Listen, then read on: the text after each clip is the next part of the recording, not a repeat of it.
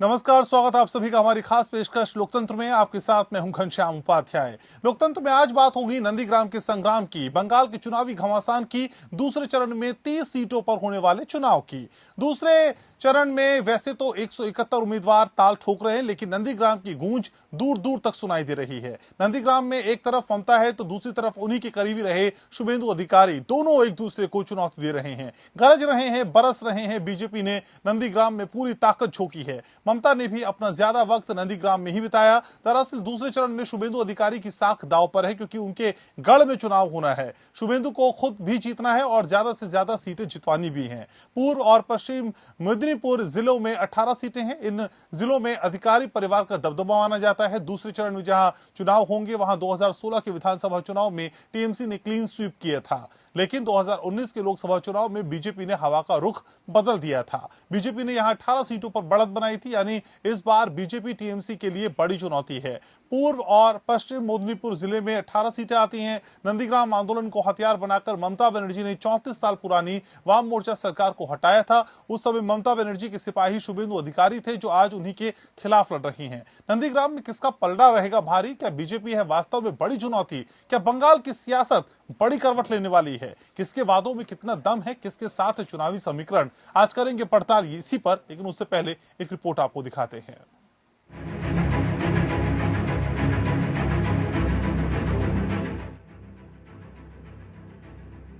पश्चिम Bengal BJP और TMC ने पूरी ताकत झोंक दी है। पहले चरण के बाद अब 1 अप्रैल को दूसरे चरण में 30 विधानसभा सीटों पर वोटिंग होगी। दूसरे चरण में 171 प्रत्याशी किस्मत आजमा रहे हैं। दूसरे चरण में पूर्वी मेदिनीपुर जिले की 9 सीटों पर, बांकुरा की 8 सीटों पर, पश्चिमी मेदिनीपुर की 9 सीटों पर, साउथ 24 परगना की 4 सीटों पर चुनाव होने हैं।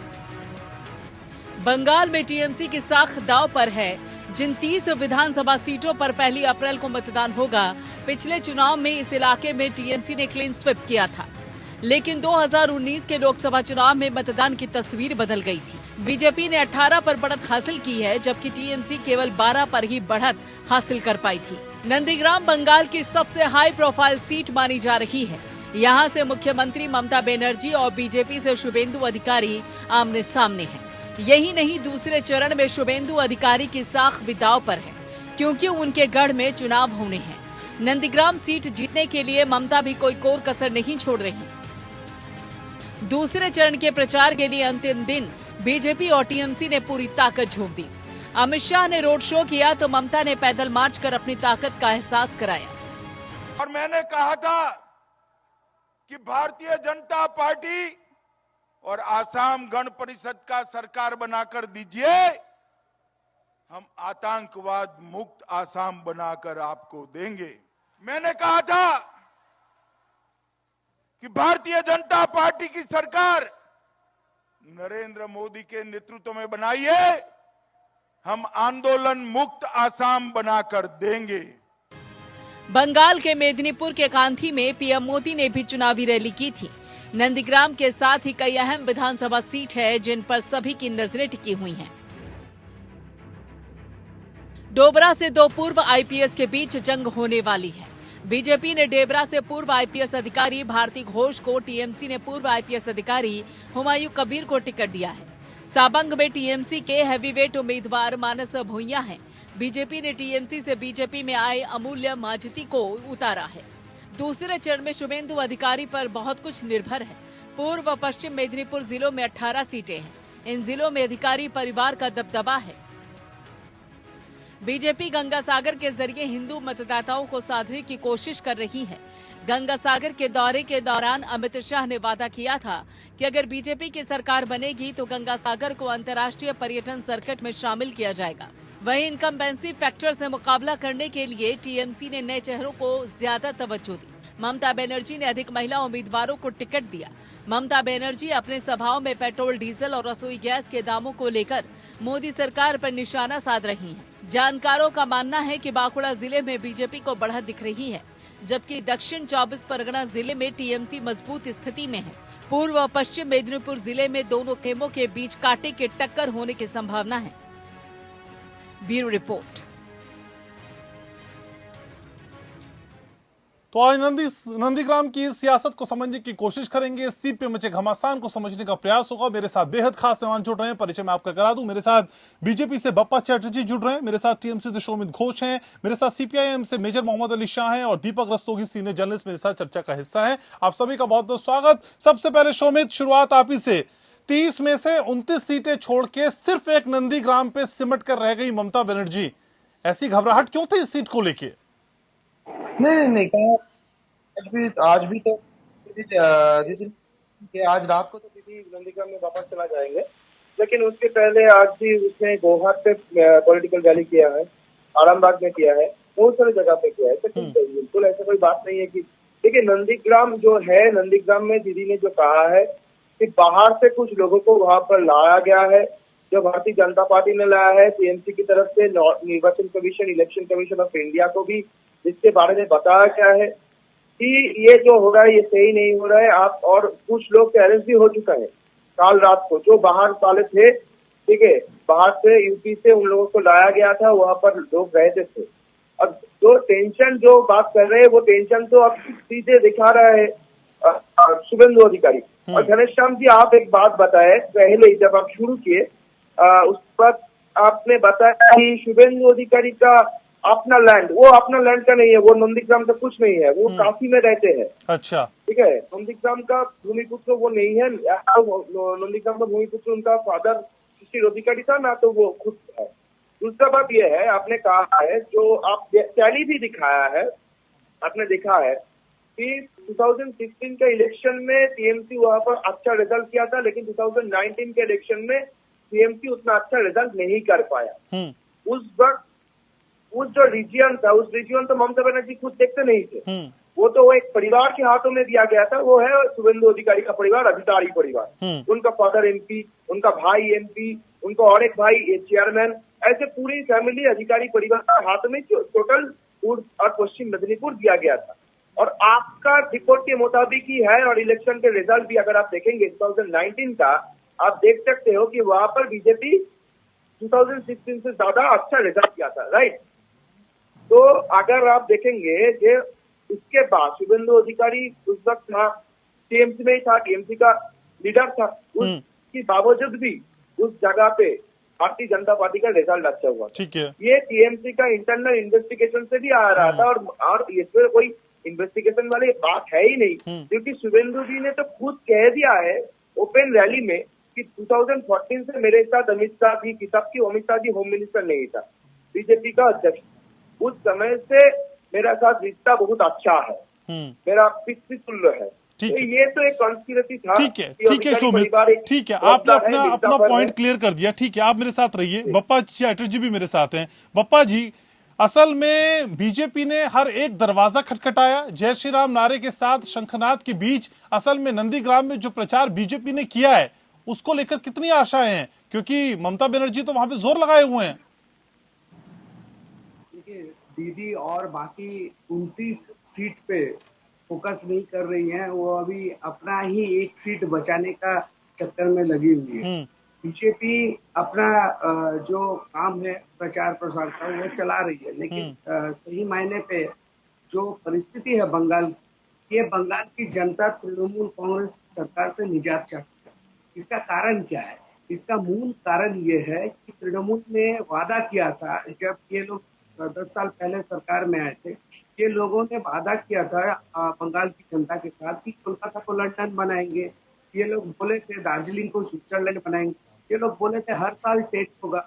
ये लोग बोले थे, पैरा टीचर जो लोग थे उन लोगों को कमिटमेंट किए थे कि हम लोग आपको परमानेंट करेंगे। लेकिन 10 साल होने को आया, बंगाल में एक तो ना नौकरी का कोई व्यवस्था है। 10 सालों तक ममता दीदी डबों के फीते काटे, पूजा मंडपों के फीते काटे, मदरसों के फीते काटे, लेकिन एक भी फोटो, एक भी तस्वीर आप नहीं दिखा पाएंगे। एक फैक्ट्री ओपनिंग कर रहे हैं और उनका फीता काट रहे हैं।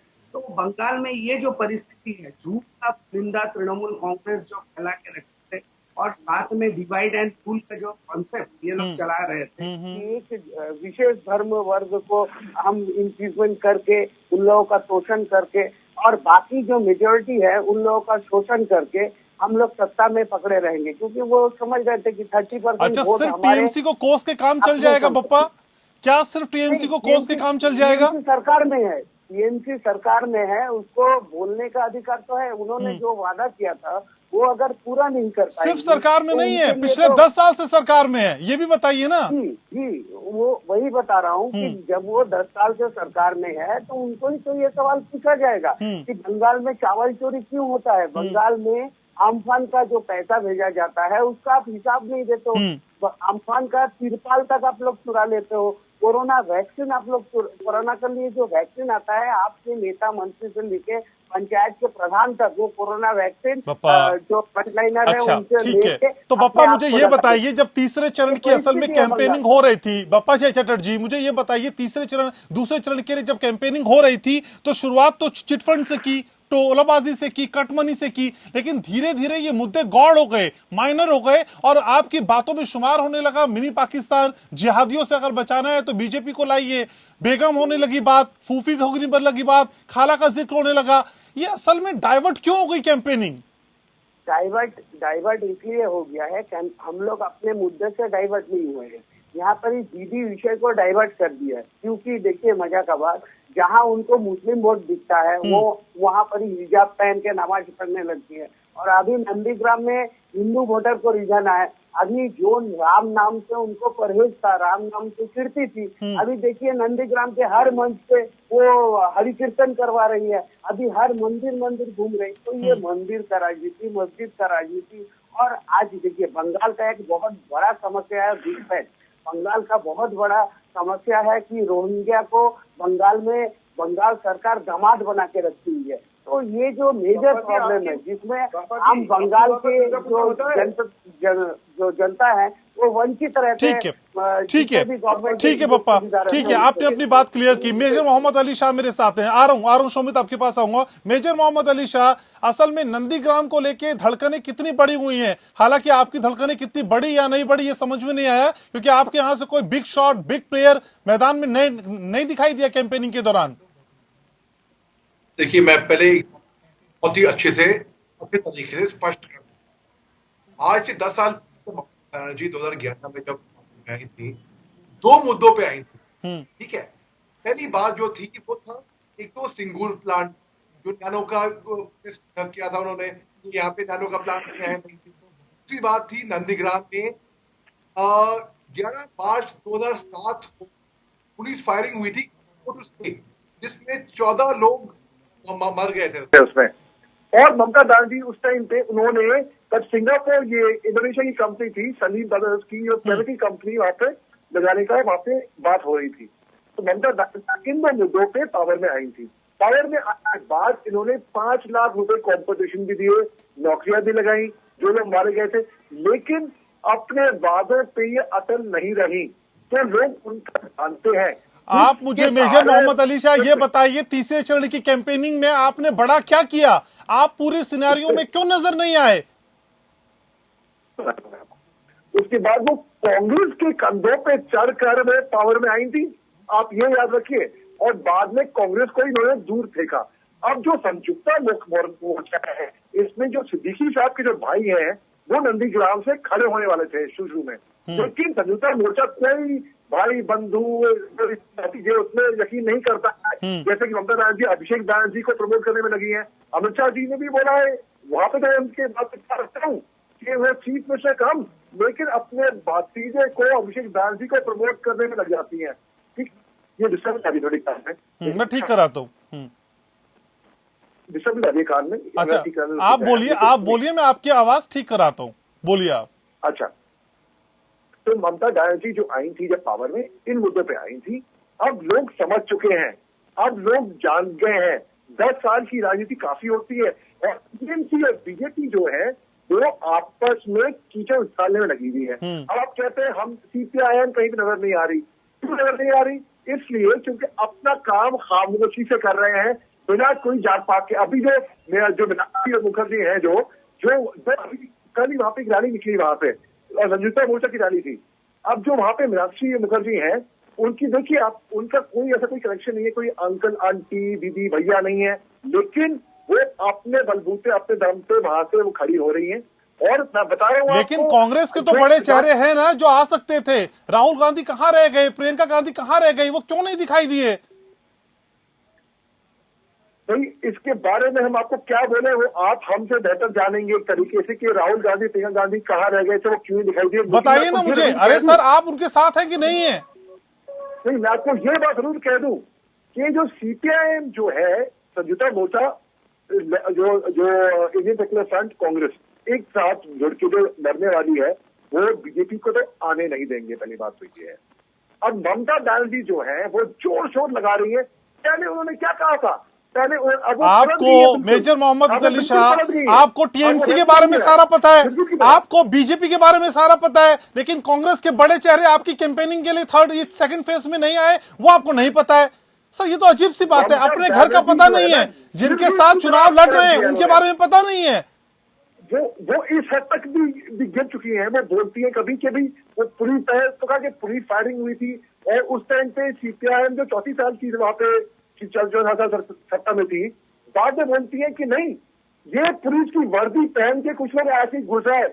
मेजर मोहम्मद, ठीक है सर, देखिए सवाल कुछ भी हो, जवाब आपका एक ही रहेगा। मेजर मोहम्मद अली शाह, मुझे लग रहा है कि आवाज मेरी आप तक ठीक से नहीं पहुंच पा रही है, उसे ठीक कराता हूं, फिर मैं आपके पास लौटूंगा। ठीक है, दीपक रस्तोगी मेरे साथ है, सीनियर जर्नलिस्ट है। दीपक जी, क्या बीजेपी ने वाकई साइकोलॉजिकली टीएमसी को प्रेशर में ले लिया, जिसकी वजह से 29 सीटें छोड़ के सिर्फ एक सीट पे स्टक करके रह गई ममता बनर्जी?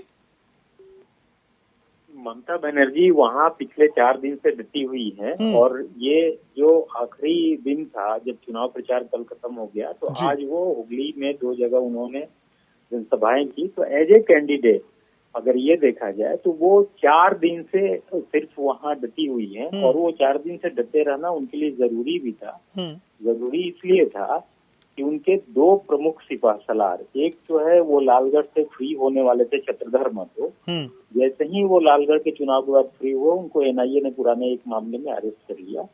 दूसरे एक सिपाहसलार हैं, अबू ताहिर शायद नाम है उनका, उनको नंदीग्राम के एक पुराने केस में हाई कोर्ट ने आदेश कर दिया कि उनको पकड़ा जाए। हालांकि आज वो फिर ये हुआ कि वो चुनाव प्रक्रिया में हिस्सा ले सकते हैं। तो वो ले दे करके ममता बनर्जी के शेख सुफियान जो इलेक्शन एजेंट थे, उनके कंधे पर सारा दारोमदार हो गया। ममता बनर्जी के जो मुख्य लोग थे 3-4 लोग, उसमें से सिर्फ एक बंदा, तो जाहिर सी बात है कि इसमें जो उम्मीदवार है वो अपनी ताकत झोंकेगा वो उस सीट को कैंपेन करने के लिए। तो ममता बनर्जी शायद इसलिए, और दूसरी बात यह है कि बीजेपी ने जो हथकंडे अपनाए, शुरू में वहाँ धार्मिक ध्रुवीकरण की कोशिश हुई, उसके बाद अम्फान तूफान का जो मुद्दा उछाला गया वो भी नहीं चला। वो इसलिए नहीं चला कि नंदीग्राम इलाके में, वो समूचे इलाके में अम्फान तूफान का जो ग्रांट बचना था, उसकी हेराफेरी का आरोप अधिकारी परिवार पर ही घुमा फिरा करके लगता रहा है। तो बीजेपी वहाँ बैकफुट पर चली गई इस मुद्दे पर। धार्मिक जो मुद्दा था उसको ममता बनर्जी ने जो काउंटर किया, वो जो होली के दिन उन्होंने मंदिरों में जो कीर्तन वगैरह करवाए, इसके बाद वो जगह जगह जो उन्होंने प्रचार में वो कई सारे मुद्दे उन्होंने उठाए, धार्मिक मुद्दों पर जवाब दिया, तो वो एक काउंटर वाली बात रही। लेकिन तो दीपक जी, सीएम सर, एक प्रदेश की सीएम जो 10 साल से राज कर रही हो, और जो नंदीग्राम में मानती हूं कि वो जो चाहे वैसा हो सकता है, और ये भी बताती हूं कि शुभेंदु अधिकारी की वजह से उस इलाके का क्या हाल हुआ, इसके बावजूद उनका एक ही जगह तक फंस जाना, क्या ये बीजेपी की रणनीति का हिस्सा था जिसमें फंस कर रह गई ममता बनर्जी?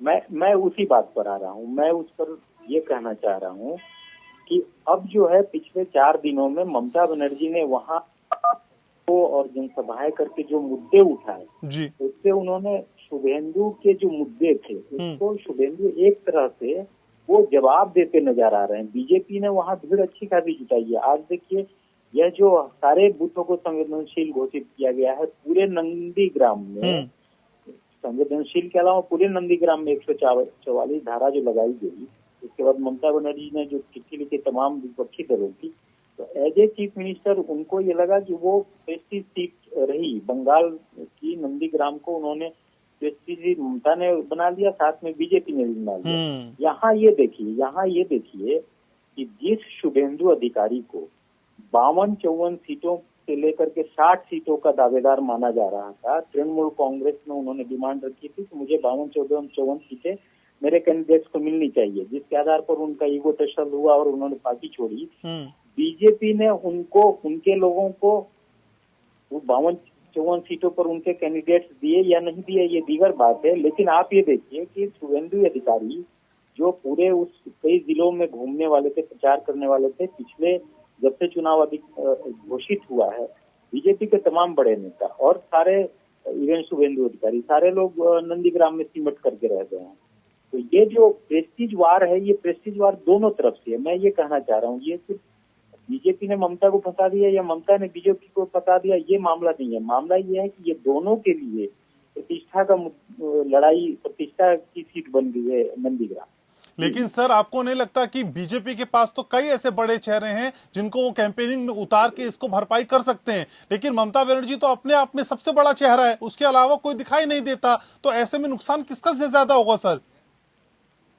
आप ये देखिए, वहाँ मैं 2-3 दिन पहले नंदीग्राम इलाके में घूम के आया हूँ। वहाँ जो ममता बनर्जी को जो फायदा हुआ, ममता बनर्जी ने जो अपनी बात कही है, वो ये कहा है कि अब ये चीफ मिनिस्टर की सीट होगी तुम्हारी, चीफ मिनिस्टर की सीट होगी, यहाँ चीफ मिनिस्टर ऑफिस हम खोलेंगे। तो यह जो चीफ मिनिस्टर की सीट, ये देखिए, ये बात उन्होंने भवानीपुर में भी कभी नहीं कही, जो उनके घर की सीट रही है, उस सीट को भी उन्होंने कभी नहीं कहा कि ये चीफ मिनिस्टर सीट है। हालांकि भवानीपुर इलाके में एक चीफ मिनिस्टर ऑफिस उन्होंने खोल रखा है, लेकिन उन्होंने कहा कि अब कहीं भी चीफ मिनिस्टर ऑफिस खुलेगा तो ये तो वो तो जो सर यही तो मैं समझ रहा हूँ सर, इसका मतलब ज्यादा घबराहट है ना इस बार? घबराहट दोनों तरफ से है, ये मैं कहना चाहता हूँ। ठीक है सर, ठीक है। मेरे साथ शोमित घोष भी हैं। शोमित, असल में क्या बीजेपी अपनी स्ट्रेटजी के तहत ममता बनर्जी को, टीएमसी को फंसाने में, स्टक करने में कामयाब हो गई क्या, जिसके अलावा नंदीग्राम के अलावा कुछ दिखाई नहीं दिया और लगातार कैंपेनिंग करती रही वहीं की? क्या ऐसा करने में कामयाब हो गई बीजेपी? देखिए, पहले बात तो मैं इसका जवाब दूंगा। उसके पहले जो राणा जी कह रहे थे, बहुत समय से मैं सुन रहा था कि ममता बनर्जी को हिंदुत्व का ताश खेलना पड़ा, कार्ड खेलना पड़ा, मंदिर मस्जिद जाना पड़ा। अरे राणा जी, आप शायद कलकत्ता से हैं, मैं भी कलकत्ता से हूँ, तो आपको शायद पता है कि ममता बनर्जी आने के बाद कलकत्ता में दुर्गा पूजा का समारोह कितना बढ़ गया है। और शायद अगर आप कोलकाता से है तो कोलकाता के लोगों को तो पता है कि मोहल्ला के दिन से दीदी हर एक मंडप में जाते हैं, उद्घाटन करते हैं, चेतना अग्रणी में जाते हैं, माँ की आंखें होते हैं ना, माँ की चक्षुदान, उस चक्षुदान भी वो करती है। तो ये कोई इलेक्टोरल कोई कांडबाजी नहीं है कि इलेक्शन के पहले ममता बनर्जी मंदिर में जा रहे हैं। अच्छा। हर एक कलकत्ता की दुर्गा पूजा की इनॉग्रेशन ममता बनर्जी के हाथ से होती है। ये पहले बात। अच्छा शोमित, फिर आज गोत्र क्यों बताना पड़ा कि मेरा गोत्र शांडिल्य है? भाई, गोत्र के उनकी घर में सुन लीजिए गणेशम जी, अगर आप भी कलकत्ता में आएंगे तो आप भी जरूर जाएंगे। काली पूजा के दिन उनकी खुद के घर में माँ काली का पूजा होता है। ये इलेक्टोरल स्टैंड नहीं है। पिछले 10-20 साल जब वो मुख्यमंत्री नहीं हुए थे, उनका काली का घर में अभी भी होता है।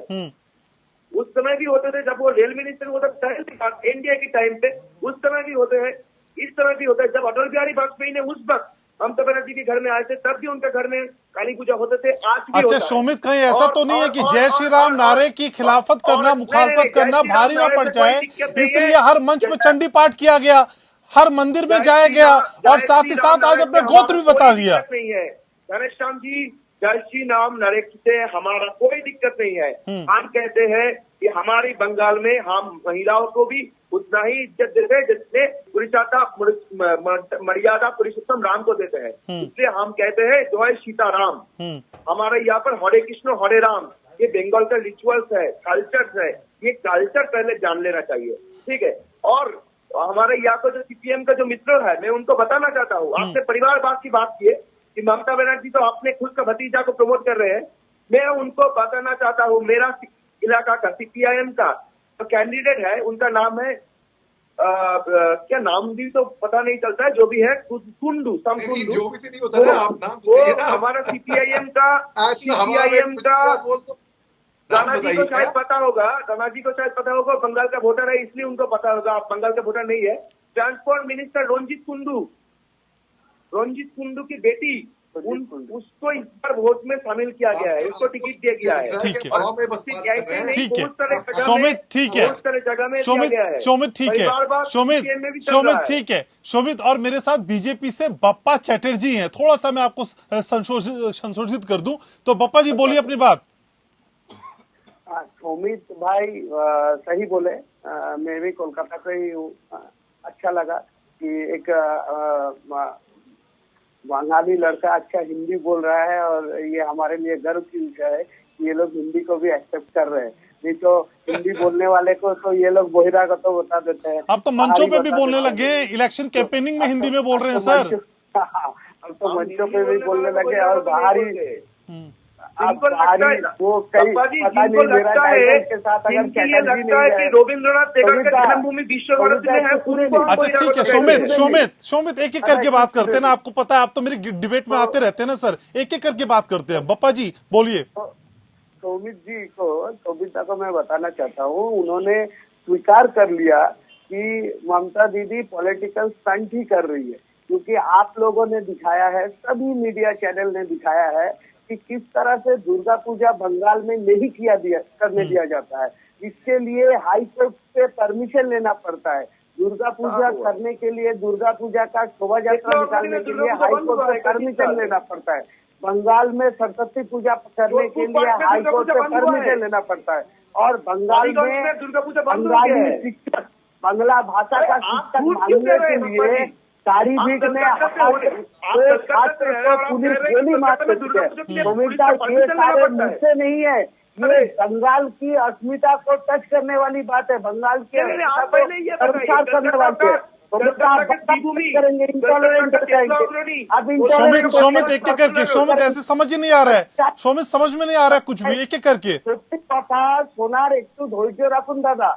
তারিবিটে আমাদের উর্দু শিক্ষক আপনাদের हिंदी में बप्पा हिंदी में स्कूले उर्दू शिक्षक बप्पा हिंदी में तारीबीट में माननीय उर्दू शिक्षक अपॉइंट की थी, और उसके लिए छात्र लोग आंदोलन कर रहे थे।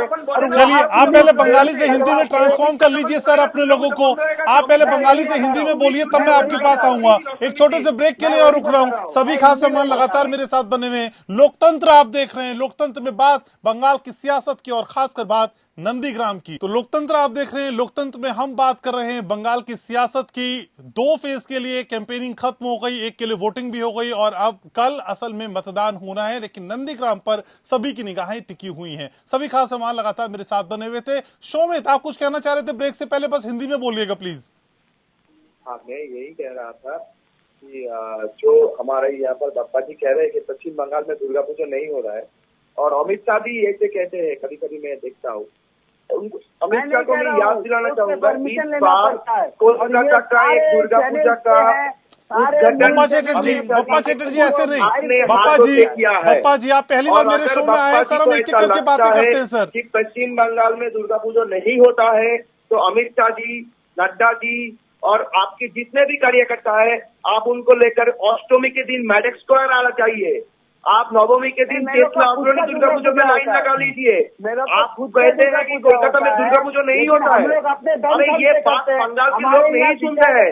और एक बात, जब पश्चिम बंगाल की कोरोना के टाइम पे पश्चिम बंगाल की हर एक दुर्गा पूजा कमेटी को 50,000 रुपीज दिया जा रहा है मां दुर्गा की आराधना करने के लिए, तब आपकी बीजेपी के नेता चले गए हैं कोलकाता हाईकोर्ट में ताकि पश्चिम बंगाल सरकार पश्चिम बंगाल की हिंदू देवियों को पूजा करने के लिए, जो हमारी माँ दुर्गा हमारा पश्चिम बंगाल की सबसे बड़ा उत्सव होता है। हम मानते हैं धर्म हो जार उत्सव सवार, धर्म हो जिसका, लेकिन उत्सव सभी का होता है। और उस समय बीजेपी ने हाईकोर्ट में गया था पश्चिम बंगाल सरकार के खिलाफ, ठीक है सर, शोर नहीं, शोमित समझ में नहीं आएगा, एक साथ नहीं। मेजर मोहम्मद अली साहब आप शुरू मत होइए सर, आ रहा हूँ आपके पास। ठीक है बप्पा चैटर्जी प्लीज सर, ऐसे बहस नहीं होती है, एक एक करके। शोमित हो गई आपकी बात। मेजर मोहम्मद अली शाह, असल में नंदीग्राम सीट को लेके जो मुस्लिम वोटर्स हैं वो कितने इंपैक्टफुल होने वाले हैं, और खासकर आपको, आपके अलायंस को कितनी उम्मीदें इस वोटर से? जी मैं आपको बताता हूँ, बीजेपी ने अमित शाह जी ने कहा था कि वो सीए को बंगाल में लागू करेंगे जब वो पावर में आ जाए तो, ठीक है। वो उन्होंने किस लिए कहा था ये भी हमको इसके बारे में सोचना है। जो मटुआ कमेटी जो कम्युनिटी है उनको अपील करने के लिए एक तरीके से अब उनका अपील शुरू हुआ था सन 2008 से। ममता बनर्जी भी कुछ काम नहीं है, उन्होंने भी इनको अपील करने की कोशिश करी, लेकिन वो ये नहीं समझ रहे हैं इस चक्कर में जितने भी आपने सवाल किया मुस्लिम वोट्स हैं, मुस्लिम वोट बैंक को गवा देंगे। बंगाल में 30% वोटर है जो मुसलमान कम्युनिटी से है, 23% है जो बंगाली स्पीकिंग मुसलमान है। तो फर्क जैसे कि अभी चंद एक महीने पहले जब सिद्दीकी साहब जब ये ओवैसी साहब आए थे हैदराबाद से, बेकार गई थी। वो चाहते थे कि उनसे टाइप कर ले, लेकिन बेकार गया बिल्कुल। अब देखिए सिद्दीकी साहब के जो भाई है जो नंदीग्राम से खड़े होने वाले थे, लेकिन बाद में मीनाक्षी मुखर्जी कल ही कॉमरेड इन्होंने एक भाषण निकाला उनको सपोर्ट में। अब आप देखिए मुस्लिम सपोर्टर है वहां पे नंदीग्राम के, जो कि बहुत तगड़ी मेजोरिटी है वहां पे, वो सारे के सारे संगीता के साथ में है, सारे के सारे। भला ही ममता बनर्जी भी कोशिश करें अपील कर, मैं आपको यहीं पे आपको 1 मिनट में साबित करता हूँ मैं आपको बिल्कुल गिनती के 60 सेकंड लूंगा मैं आपको। देखिए मैंने क्या कहा, मैं ये कह रहा हूँ कि बीजेपी और टीएमसी दोनों आपस में उछाड़ने में लगे हुए हैं, दोनों लड़ रहे हैं। अब आपको मैं यहीं पे नमूना देता हूँ मैं आपको, पीछे थोड़ा बोले। देखिए अभी टीवी पे आप देखें टीएमसी के हमारे भाई साहब और बीजेपी के हमारे भाई साहब दोनों आदरणीय बड़े अच्छे लोग हैं, ठीक है, मगर अब दोनों यहाँ पे लोगों ने भी देखा दोनों आपस में तू मैंने हो रही थी घनश्याम जी, फिर आपको थोड़ा शांत रहना पड़ा इनको, ठीक है।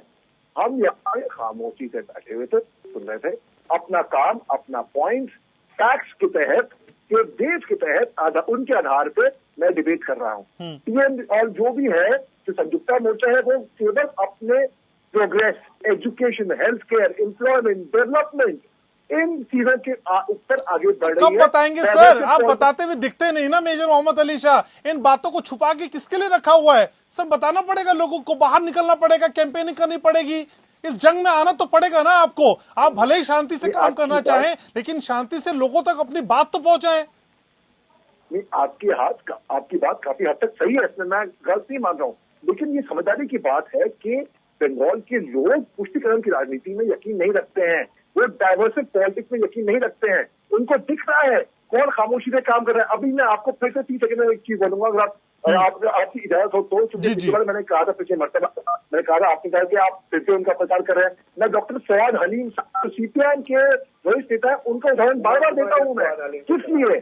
क्योंकि वो इतनी सोशल सर्विस कर रहे हैं, केवल 50 रुपए में डायलिसिस कर रहे हैं। मुझको पता था, मैं इंतजार कर रहा था इस डिबेट में ये बात क्यों नहीं आई अब तक। मैं इंतजार कर रहा था असल में मेजर मोहम्मद अली शाह। आपकी सारी कहानी यहीं से 50 रुपए से शुरू होती है और 50 रुपए में खत्म हो जाती है। सर इसके अलावा भी कुछ पढ़ के आया करें आप, लेकिन ठीक है। शोमित असल में बीजेपी का वो चेहरा दिखा के नंदीग्राम के मुस्लिम वोटर्स को जो आप बदलने की कोशिश कर रहे थे, उसमें तो लेफ्ट भी अपना हिस्सा मानते हैं, कांग्रेस भी अपना हिस्सा मानते हैं, तो वो वोटर्स पूरी तरह आपके पास तो आएंगे नहीं। ये लोग भी अपनी हकदारी जता रहे हैं ना, तो इनकी हिस्सेदारी का क्या होगा? आपके वोट तो बढ़ जाएंगे। नहीं, वोट काटने की कोई चिंता हमारी नहीं है। हमें यही मानते हैं, कोई हिंदू है, कोई मुसलमान है, कोई मथुआ है, कोई राजवंशी है, कोई दलित है, कोई आदिवासी है, सभी लोग अपने अपने धर्म, अपने अपने जाति सब भूल के अपने डेवलपमेंट के लिए अपने 5 साल से अपने बच्चों को अपने 5 साल में एक कॉन्फिडेंटली एक ऐसी सरकार चाहते हैं जिस सरकार के उनकी भविष्य ठीक ठाक हो, उनके हाथ पे ठीक ठाक हो। आज भारतीय जनता पार्टी देखिए, हमारी पूरी सम्मान है, रेस्पेक्ट है अमित शाह जी से, हमारी सम्मान है श्री प्रधानमंत्री जी से, लेकिन प्रॉब्लम ये है जो बंगाल की जनता पूछ रहे हैं कि Who is the substitute of Mamata Banerjee? और बहुत बार ये सवाल अमित शाह जी को भी पूछा गया है, बहुत सारे मीडिया की तरफ से ये सवाल बहुत बार जेपी नड्डा जी को भी पूछा गया है, who is your chief minister के? हमने देखा कुछ दिन पहले मिथुन चक्रवर्ती को, और बीजेपी ने ये भी हवाओं में लगाया था कि मिथुन दास तो आ गया है हमारे पास। उसके कुछ दिन पहले हमने देखा सौरभ गांगुली को भी इन लोगों ने अप्रोच किया था अपने सीएम कैंडिडेट के लिए, लेकिन उस पर भी सौरभ गांगुली से कोई ग्रीन सिग्नल आया नहीं, तो मिथुन चक्रवर्ती को उन लोगों ने अपने पार्टी में शामिल कर लिया। शोमित असल में आप जो बात कह रहे हैं उसी का एक काउंटर मेरे पास है, मैं कहीं पढ़ रहा था। मेदिनीपुर रैली में बीजेपी जब रैली करना चाह रही थी तो इनको कोई बड़ी जगह वहां मिल नहीं पा रही थी, तब पार्टी के लोगों ने वहां के किसानों से संपर्क किया तो किसानों ने अपनी जमीन लिखित तौर पे देने की कोशिश की, बताया कि आप यहां आके रैली कर लीजिए। तो इस बात से ये अंदाजा लगाया जा सकता है कि सीएम का चेहरा घोषित ना भी किया हो, लेकिन प्रधानमंत्री के नाम पे लोग वोट देने को तैयार है बीजेपी को। इसे हम ऐसे क्यों ना समझे। और एक डेटा भी मैं आपको देना चाहता हूँ। कल एक इलेक्शन रैली हुआ था डायमंड हार्बर में, अमित शाह जी का शेड्यूल्ड रैली था डायमंड हार्बर में। आप देखिए, आपका जो कोरेस्पोंडेंट है उससे आप संपर्क करके जान लीजिए। अगर मैं आपको कोई गलत इन्फॉर्मेशन दे रहा हूँ या पॉलिटिकल प्रोपेगेंडा कर रहा हूँ तो आप पूछ सकते हो, काउंटर नैरेटिव दे सकते हो। तो कल वहाँ पर लोग नहीं हुआ था, रैली के लिए, मीटिंग के लिए चेयर, स्टेज सब कुछ रेडी था, लेकिन फिर भी वहाँ पर लोग नहीं था, इसलिए अमित शाह जी को वो मीटिंग कैंसिल करना पड़ा। झारग्राम में भी ऐसे घटना के पहले भी हो चुका है और वो भी अमित शाह जी का मीटिंग था। तो इसका मतलब ये नहीं कोई एक रीजन पे। ठीक है, आपका पॉइंट क्लियर हो गया। तो बप्पा चटर्जी, असल में बंगाल में तो सुनने के लिए आपको लोग मिल नहीं रहे, शोमिल जैसा कह रहे हैं, और बंगाल की कैंपेनिंग के लिए बांग्लादेश चले जाते हैं, वहां से मथुआ संप्रदाय के लोगों को इंप्रेस करते हैं। सर, ये कैसी स्ट्रेटेजी है देश में ना रह के बाहर जाके लोगों को इंप्रेस करने की? देखिए, बांग्लादेश में जो हिंदू है वो भी हम लोगों के परिवार के ही सदस्य हैं। वहाँ खोजने जाइएगा तो इस बंगाल के बहुत से आदमी हैं, अभी भी जनसाधारण है, जनमानस है, जिनके रिलेटिव्स बांग्लादेश में रहते हैं। तो वो भी वहाँ भी हमारे ही रिलेटिव्स रहते हैं जो हिंदू परिवार से बिलोंग करते हैं। कुछ ही है जो बहुत तकलीफ में है और वो हमारे ही परिवार से बिलोंग करते हैं। लेकिन मजा का बात देखिए, वो तो मोदी जी गए थे वहाँ पर ही तय शेड्यूल जो प्रोग्राम था उस कार्यक्रम में। लेकिन पिछले बार चुनाव में ममता दीदी को बांग्लादेश से एक्टर एक्ट्रेस को ला के प्रचार करवाना पड़ा था। मेरे भाई सौमित है टीएमसी के, सौमित भाई इस बात को स्वीकार करेंगे कि नहीं मुझे पता नहीं, लेकिन बांग्लादेश से एक्टर एक्ट्रेस को ला के दीदी को इंडिया में बंगाल में प्रचार करवाने का क्या जरूरत था वो जरूर वो बताएंगे। और रहा बात, वो बोल रहे सभा में माने पब्लिक नहीं जुट रहे हैं, तो एक बात है कि उनका तय सभा का टाइम क्या था ये आपको पता है शायद, कि अभी निर्वाचन कमीशन जो टाइम दे देती है उसी शेड्यूल टाइम में सभा को करना पड़ता है। ठीक है पापा, ठीक है, ऐसे ही नंदीग्राम का आपने अपना पॉइंट क्लियर कर 10 सेकंड लूंगा, मैं 10 सेकंड लूंगा। अच्छा 20 सेकंड लीजिए, लेकिन जल्दी से बात पूरी करिए। हाँ, तो वो तय समय में क्योंकि इस नंदीग्राम का रैली में ऑलरेडी लेट हो चुका था, तो वहाँ पर ही पहुंचने में और ज्यादा लेट होता, तो टाइम ओवर हो गया, तो उस वजह से अमित शाह जी वहाँ नहीं पहुंचे। वहाँ पर ही भीड़ लेके कोई बात नहीं।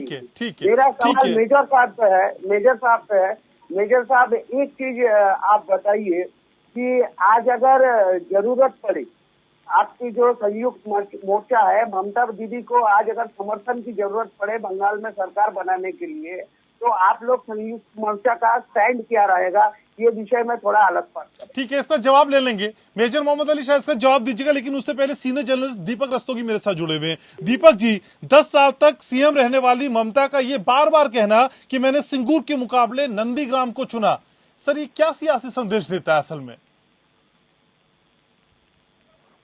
जी देखिए, ये सिंगूर के मुकाबले नंदीग्राम को चुनने वाली बात जो है, ये प्रतीकात्मक आप इसको समझिए कि नंदीग्राम में जो हिंसा हुई थी 2007 में, उस मुद्दे को ममता बनर्जी ने बहुत सफाई से उठाया है जी। और वहाँ जो है ये धार्मिक ध्रुवीकरण से लेकर के और एंटी इनकम्बेंसी फैक्टर जो है उसका जवाब देने की कोशिश की है। उस इशू को, किसानों के उस मुद्दे को उन्होंने फिर से जीवित किया है और ये कहा है कि भाई मैंने ही उस मुद्दे को राष्ट्रीय स्तर पर उठाया है और मैं तुम्हारी ही हूँ।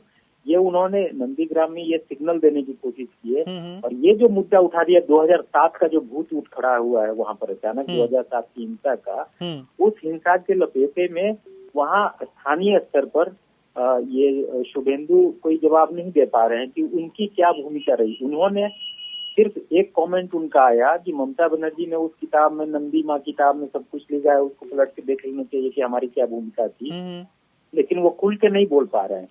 अब यहाँ एक दूसरी बात है, ये सीपीएम की जहाँ तक बात है, मतदान के आखिरी दिन सीपीएम ने बुद्धदेव भट्टाचार्य का एक ऑडियो रिलीज किया है, जो पूर्व मुख्यमंत्री थे। वो सीपीएम के लिए मैं समझता हूं कि उन्होंने बहुत सफाई से बहुत सारी बातें कह दी हैं कि वो उस आंदोलन में सरकार की क्या भूमिका थी, उस आंदोलन में किस तरह से प्रोजेक्ट किया गया था और सरकार के इरादे क्या थे। सीपीएम ने उस समय जो औद्योगिकरण का मुद्दा खड़ा किया था, उसको जो है आज उसी मुद्दे को लेकर के, औद्योगिकरण और बेरोजगारी के मुद्दे को लेकर के सीपीएम ने अपने कैंडिडेट्स मैदान में उतारे हैं।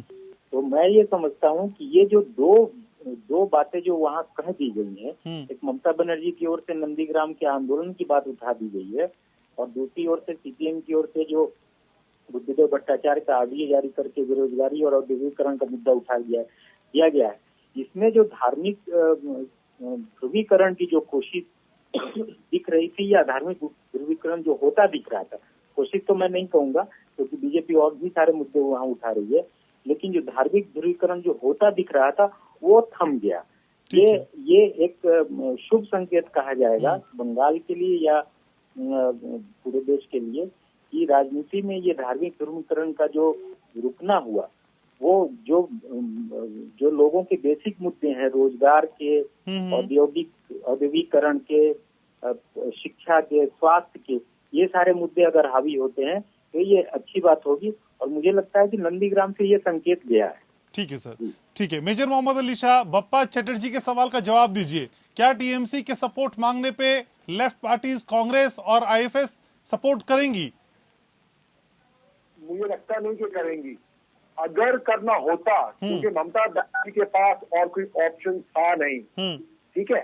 ममता बनर्जी वो सेल्फ सफिशिएंट नहीं है बीजेपी के साथ लड़ने में, पहली बात तो ये है, वो थोड़े कमजोर उसमें है और इसलिए वो सॉरी मैं बताऊं, अगर इंटरप्ट कर जाओ क्योंकि he is giving wrong information. मैं बोल दूं भाई, he is giving wrong information. आप क्यों बता रहे हैं? आपकी तरफ आईएसएफ क्या है?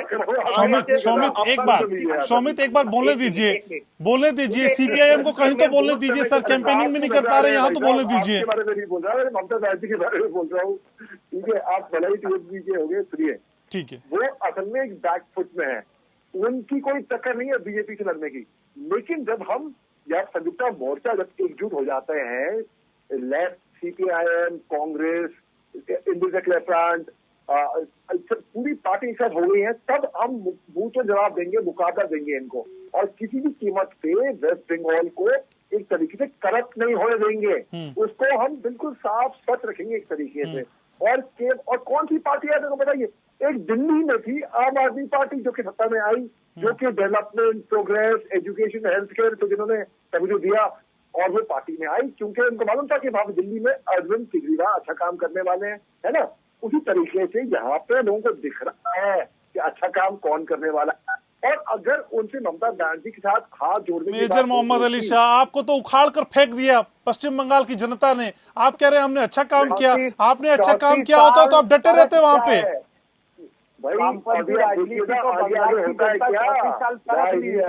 जो जीता वही सिकंदर।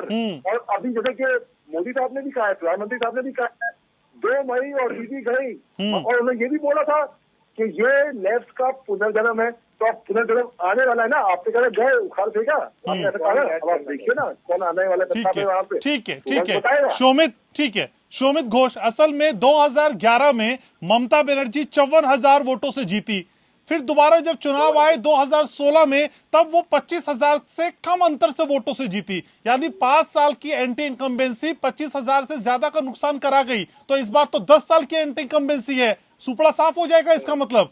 नहीं, पहली बात तो इसमें है, हम हमेशा कहते हैं कि हमारा दीदी एक स्ट्रीट फाइटर है, इसलिए मैं कहता हूँ कि स्ट्रीट फाइटर है। देखिए उसने एक चैलेंज दिया है, वोटों का अंतर कम हुआ कि नहीं हुआ? 54,000 से 25,000 पहुंचे कि नहीं पहुंचे? वही कह रहा हूँ मैं, वही कह रहा हूँ। अब देखिए ममता बनर्जी फाइटिंग लेती, ठीक है, फाइटर। 1984 में जब कांग्रेस का कोई भी कैंडिडेट नहीं था, उस वक्त सोमनाथ चटर्जी जो सीपीआईएम का उस समय का बहुत बड़े फेस था, जादवपुर से ममता बनर्जी ने उसको हरा दिया था। अब देखिए आप पहले से ही शुरू किया है, ममता बनर्जी डरे हुए है क्या? ममता बनर्जी नंदीग्राम में है? नहीं। देखिए the problem is, the challenging thing of Mamata Banerjee, Mamata Banerjee ने साउथ कोलकाता की कोई सीट को नहीं चुना। नहीं शोमित, मैं यही समझ रहा हूँ ना, भवानीपुर में ही रहने के बाद, वहीं से जीतने के बाद, अगर आपकी जीत का अंतर कम हो जाए बतौर चीफ मिनिस्टर रहने के बाद, तो नई जगह जब आप ट्राई करेंगे तो वहां पे आप लोगों के रिलाई पे कैसे खरे उतरेंगे? वहां के लोग आप पे रिलाई क्यों करेंगे? वही तो मैं कह रहा हूँ कि वो अगर चाहते थे तो साउथ कलकत्ता की कोई भी सीट से या नॉर्थ 24 परगना जो उनके घर के आजू बाजू में हो, लेकिन शी इज ए चैलेंजर और चैलेंज किया है उसने खुद जाके शुभेंदु अधिकारी की जो डिस्ट्रिक्ट है जहाँ पर वो एमएलए था, स्टैंडिंग एमएलए, शुभेंदु अधिकारी was standing MLA of that constituency, वो उस एमएलए से खड़ा हो गई। यही तो चैलेंज है, चैलेंज तो इस पे ही है। और चैलेंज देने के बाद शुभेंदु का अगर दम है, शुभेंदु अधिकारी का अगर दम होता तो वो साउथ कलकत्ता की कोई भी सीट से खड़ा होता, भवानीपुर से ही खड़ा हो जाता। क्या दिक्कत है? भवानीपुर में आपको रुद्रनी को एक्सेप्ट होकर खड़ा कर दिया। ठीक है पप्पा प्लीज बोलिए। ठीक है शोमित, हो गई बात क्लियर, पप्पा बोलिए। देखिए, ममता दीदी भवानीपुर की सीट छोड़ के भागी है, इसको मानना पड़ेगा। ये माने चाहे नहीं माने, ये सच है। क्योंकि भवानीपुर का सबसे बड़ा जो घटना घटा है वो कई मीडिया उसके में चूक गई उस न्यूज को।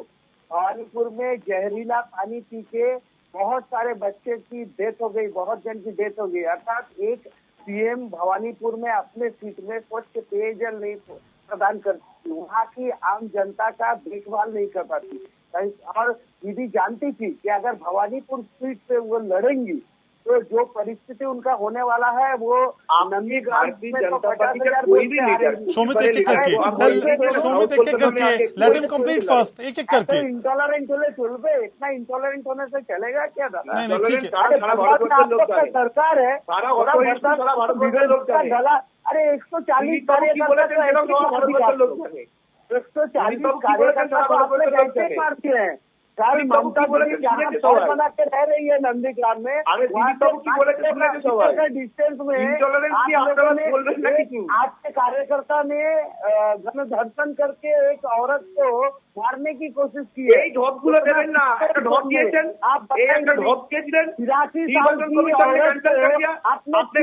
मार दिया, लेकिन आप स्वीकार नहीं करेंगे, इसका पोस्टमार्टम भी आपने करने नहीं दिया। आप लोग ने दे दिया है, झूठ मत दीजिए, झूठ मत दीजिए। बंगाल के लोग आपके झूठ का लड्डू नहीं खाने वाले हैं। राजनीति का सत्ता का दखल, अरे दादा आप झूठ क्यों कर रहे हैं? सही है कि नहीं है? इलेक्शन कमीशन का रिपोर्ट है, इलेक्शन कमीशन ने, आप दोनों पैरेलल एक साथ बोलते हैं। देखिए बप्पा शोमित आप जब दोनों लोग एक दूसरे पे आरोप प्रत्यारोप करते हैं ना गुस्से में, वहां पे मेजर मोहम्मद अली शाह इत्मीनान में होते हैं, उनके चेहरे पे कोई शिकन नहीं है, वो लगातार मुस्कुराते हैं, वो ये बताते हैं कि देखिए आप दोनों पागलों की तरह लड़ रहे हैं, लेकिन कहीं बीच में वो मलाई न मार लें। नहीं, एकदम मेजर साहब का जो एटीट्यूड है वो सही में काबिले, मैं खुद से अस्वीकार नहीं कर सकता हूँ। And hats off to you, क्योंकि मैं भी सी सर्टिफिकेट होल्डर हूँ, मुझे भी पता है कोड ऑफ कॉन्डक्ट क्या होता है क्या नहीं। तो खैर जो विषय पे था, जो मुद्दे पे मैंने बात उठाई थी कि भवानीपुर सीट छोड़ के दीदी भागी है, ये वास्तव है। और दीपक रस्तोगी जी ने एक पॉइंट कहा कि शुभेंदु अधिकारी का वहाँ पर ही कुछ नहीं है या ऐसे कुछ एक बात वो बोल रहे थे। लेकिन मैं उनको कहना चाहता हूँ दीपक जी, शुभेंदु अधिकारी नंदीग्राम का जो नींव है, टीएमसी का नींव का ईंट है, वो टीएमसी का नींव रखने का काम शुभेंदु अधिकारी वहाँ किए थे। ममता बनर्जी जी 10 साल में कितने बार नंदीग्राम गए हैं, ये सवाल पूछिएगा तो नहीं बता पाएंगे। लेकिन नंदीग्राम को इसलिए वहाँ के आदमी भूमिपुत्र कह रहे हैं क्योंकि नंदीग्राम के हर एक इंसान शुभेंदु अधिकारी के साथ एकदम तन मन से जुड़े हुए। ठीक है शोमित जल्दी से बोलिए, फिर दीपक जी के पास जा रहा हूँ। शोमित जल्दी से।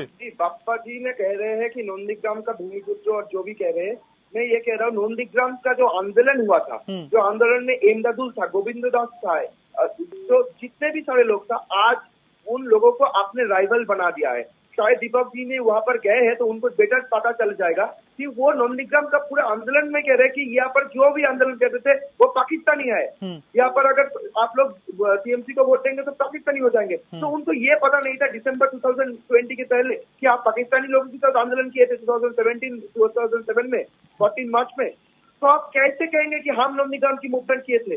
क्योंकि आपकी जो सहयोगी था, आपका जो सहयोद्धा था, वो आप खुद उन लोगों को कह रहे हैं कि यह पाकिस्तानी है, ये पाकिस्तान का दलाल है। ठीक है, ठीक है, ठीक है। दीपक रस्तोगी जी, असल में नंदीग्राम किसी के लिए भी कितनी बड़ी चुनौती है सर, क्योंकि यहाँ विकास की बात भी करनी है, उद्योगों की बात भी करनी है, और ये भी ध्यान रखना है कि जमीन अधिग्रहण जैसे मुद्दों पर किसान कहीं खफा ना हो जाए, आग बबूला ना हो जाए। सर, ये कितना बड़ा चैलेंज है अपने आप में नंदीग्राम? देखिए, मैं बार बार जो कहने की कोशिश कर रहा हूँ, नंदीग्राम क्यों? नंदीग्राम इसलिए कि नंदीग्राम में किसान आंदोलन के जरिए बंगाल में सत्ता परिवर्तन हुआ था। बिल्कुल। और उस घाव को फिर से ताजा करके, और अभी जो पूरे भारत में जो सिनारियो है किसान आंदोलन का, किसानों के मुद्दों का, और फिर जनहितैषी जो मुद्दे हैं, उन मुद्दों को नंदीग्राम के बहाने विपक्ष के लोग उठाने की कोशिश कर रहे हैं। नंदीग्राम इसलिए इम्पोर्टेंट बना हुआ है। और मैं एक बात साफ करना चाहूंगा कि 2007 में का जो नंदीग्राम आंदोलन है, वो पूरा आंदोलन मेरा देखा हुआ है जी। और उस समय शुभेंदु अधिकारी की जो भूमिका थी, वो उस पर मैंने मुझे कमेंट नहीं करना है कि वो कहाँ सक्रिय थे, कहाँ नहीं सक्रिय थे, या भूमि पुत्र क्यों है, नहीं है। मैं इस डिबेट में नहीं जाना चाहता। वो पॉलिटिकल एजेंडा हो सकता है, मेरा एजेंडा ठीक है सर, ठीक है। मैं सिर्फ ये कहना चाहूंगा कि नंदीग्राम का जो मुद्दा उठाया गया, उस नंदीग्राम के मुद्दे में ओरिजिनली कौन कौन लोग थे, और शुभेंदु अधिकारी तो बाद के दिनों में आए हैं, जब नंदीग्राम में पार्टी खड़ी हो गई है तृणमूल कांग्रेस की। तृणमूल कांग्रेस की जब पार्टी खड़ी हो गई है, तो उस पार्टी को चलाने के लिए अधिकारी परिवार कांग्रेस छोड़ करके तृणमूल कांग्रेस में शामिल हुआ, और उसके बाद तृणमूल कांग्रेस की कमान उन लोगों को एक लीडर चाहिए था, तो ममता ने सौंपी थी। लेकिन जो ओरिजिनली वहाँ के जो लोग थे, उसमें से 2-1 लोगों को ममता बनर्जी ने अभी शामिल किया है, जो उस समय जिनके ऊपर केसेस भी हुए थे, और वो केसेस बाद में ममता बनर्जी की सरकार ने विड्रॉ किए। ठीक है। तो नंदीग्राम एक सेंटिमेंटल इशू रहा है। नंदीग्राम के किसानों का मुद्दा, या सिंगूर के किसानों का मुद्दा पूरे बंगाल के लिए एक सेंटिमेंटल इशू रहा है। और साथ में लेफ्ट फ्रंट के लिए भी वो सेंटिमेंटल इशू इसलिए रहा है कि लेफ्ट फ्रंट में वाम मोर्चा ने एक प्रयोग किया था अपनी धारा बदलने का, और वो किसान हितों से, किसान जमीन और किसान के मुद्दे को छोड़ करके औद्योगिकीकरण के मुद्दे की ओर शिफ्ट करना चाह रहे हैं। ठीक है सर, तो नंदीग्राम भावनात्मक तौर पे भी काफी जुड़ा हुआ है, और नंदीग्राम पर सभी की निगाहें भी हैं। लोकतंत्र में मेरे पास समय इतना ही था। बहुत शुक्रिया आप सभी लोगों का, आपने समय निकाला, चर्चा में जुड़े, अपनी राय रखी। तो नंदीग्राम पर सभी की निगाहें टिकी हैं। कल वोटिंग होनी है। हालांकि फर्स्ट फेज की वोटिंग 84 के आसपास गई थी, लेकिन इस बार सेकंड फेज में कितनी वोटिंग जाती है और ये बढ़ती हुई वोटिंग असल में किस ओर इशारा करती है, आप अच्छे से समझते हैं। लोकतंत्र में आज बस इतना ही। कल फिर हाजिर होंगे, तब तक के लिए नमस्कार।